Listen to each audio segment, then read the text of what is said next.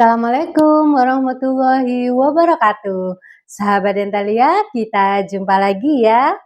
Kali ini saya ingin membahas suatu pertanyaan yang sering ditanyakan oleh pasien saya atau yang sering disampaikan oleh pasien saya. Dok, saya ingin cabut gigi, seperti itu ya. Yang sering kan begitu ya. Kenapa Ibu kok mau dicabut gigi? Sekarang kondisinya seperti apa? Misalnya seperti itu ya. Ini sering sakit dok, sering sakit gigi. Nah sekarang lagi sakit enggak? Ada beberapa pasien yang bilang sakit saat itu, giginya sakit. Ada juga yang bilang bahwa giginya tadi pagi sakit dok, tapi sekarang tidak. Atau ada juga yang bilang, sekarang nggak sakit dok, gitu. Misalnya seperti itu. Kapan terakhir sakit Bu? Udah, misalnya tadi sore atau tadi pagi, seperti itu ya. Nah, untuk kondisi-kondisi tertentu, tidak semua kasus itu bisa langsung dicabut oleh dokter gigi. Jadi kadang-kadang pasien itu begini, "Dok sekarang nggak sakit dok," gitu. Misalnya seperti itu ya.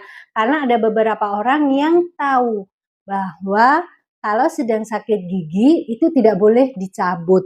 Jadi dokternya itu tidak mau cabut gigi kalau sedang sakit. Nah, tapi ada pasien yang bilangnya, "Sekarang sudah nggak sakit dok, tadi masih sakit." Padahal setelah diperiksa oleh dokter, ternyata di rongga mulutnya itu ada tanda-tanda keradangan, tanda-tanda yang menyebabkan gigi itu sakit. Nah, seperti itu.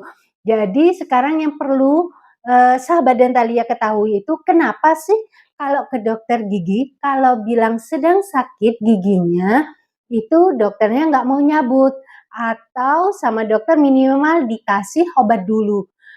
Biasanya kalau dikasih obat kadang-kadang pasien nggak mau kan ya, "Enggak kok, sekarang sudah nggak sakit dok," misalnya seperti itu. Padahal di rongga mulutnya ada tanda-tanda keradangan yang salah satunya sakit. Atau jika sekarang sudah kondisinya tidak sakit tetapi mungkin tadi sore atau tadi paginya masih sakit, tanda-tanda radangnya itu masih ada. Apa aja sih? Nah, di video saya sebelumnya itu kan sudah ada ya, tanda-tanda keradangan itu apa saja. Tanda keradangan tuh ada 5 kan ya, perubahan warna, jadi warnanya itu lebih merah, lebih, eee, lebih pekat gitu ya, warnanya lebih merah.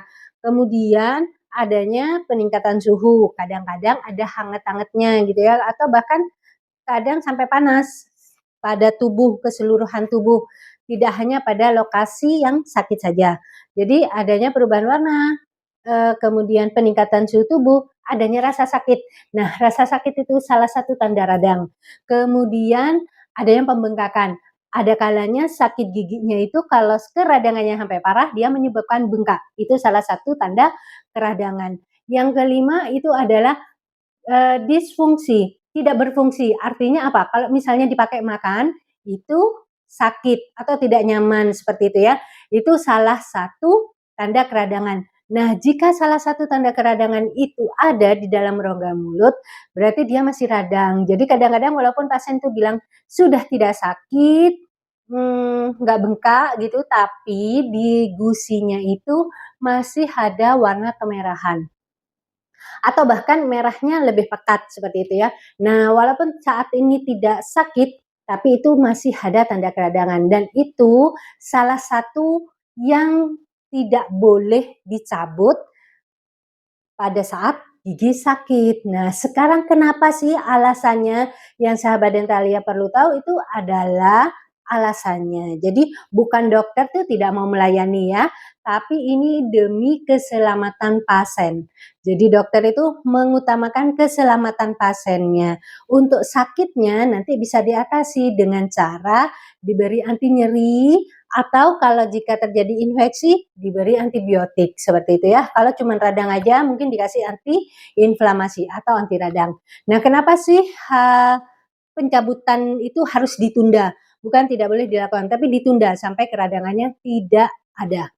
Nah, yang pertama, jika pada saat radang itu kondisi di rongga mulut itu atau pada lokasi yang radang itu kondisinya sedang asam. Nah, kalau kondisinya sedang asam, yang pertama itu obat anestesinya, obat suntikannya yang nantinya disuntikan untuk mematikan rasa, dia tidak berfungsi, atau jika berfungsi kerjanya lama, atau jika berfungsi dia butuh dosis lebih banyak.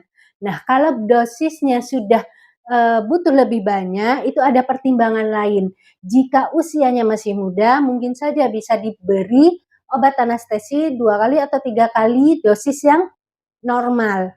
Tapi jika kondisi pasien itu dalam kondisi sehat, tidak ada komplikasi, kemudian kondisi pasiennya KU-nya baik, kondisi umumnya baik. Nah, itu kalau masih muda. Tapi kalau usianya sudah di atas 35 atau bahkan 40 tahun ke atas, itu jadi pertimbangan jika mau disuntik 2 kali atau bahkan 3 kali. Nah, nanti yang jadi pertimbangan itu hipertensi. Kalau pasien ada riwayat hipertensi, itu yang jelas itu akan menambah risiko kepada pasien. Kalau misalnya tidak ada hipertensi, riwayat hipertensi, tapi pada saat pemberian obat anestesi itu akan beresiko untuk meningkatkan tekanan darahnya. Jika tekanan darahnya itu meningkat atau naik, itu juga akan mengancam keselamatan pasien jika melebihi ambangnya.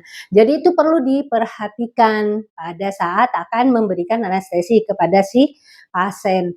Nah, yang kedua, kenapa sih tidak boleh dicabut atau pada saat sakit itu dokter tidak mau mencabut karena selain pada kondisi sakit, dia kondisinya sedang asam. Pada saat kondisi asam itu obat anestesinya tidak berfungsi maksimal. Yang kedua, pada saat terjadi keradangan, jika dilakukan pencabutan itu akan beresiko untuk penyebaran infeksinya atau penyebaran radangnya ke seluruh tubuh. Jika itu terjadi penyebaran ke seluruh tubuh, maka bakterinya pun ikut akan menyebar kemana-mana dan itu akan menyebabkan komplikasi yang lebih parah lagi dan bahkan bisa menyebabkan kematian. Kemudian yang ketiga, pada saat sakit biasanya kalau disertai dengan pembengkakan itu nanti kalau dicabut akan menyebabkan pendarahan yang lebih banyak. Kenapa? Karena pada saat pembengkakan pembuluh darah itu akan mengalami vasodilatasi, akan mengalami pelebaran, akan membesar sehingga di situ terjadi penumpukan pembuluh darah. Salah satunya yang menyebabkan warna merah itu ya seperti itu.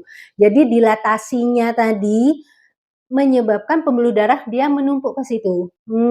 Jika itu dilakukan pencabutan akan menyebabkan resiko pendarahan yang lebih banyak lagi. Nah, kalau pendarahannya tidak segera tertolong itu juga menyebabkan kefatalan kepada pasien.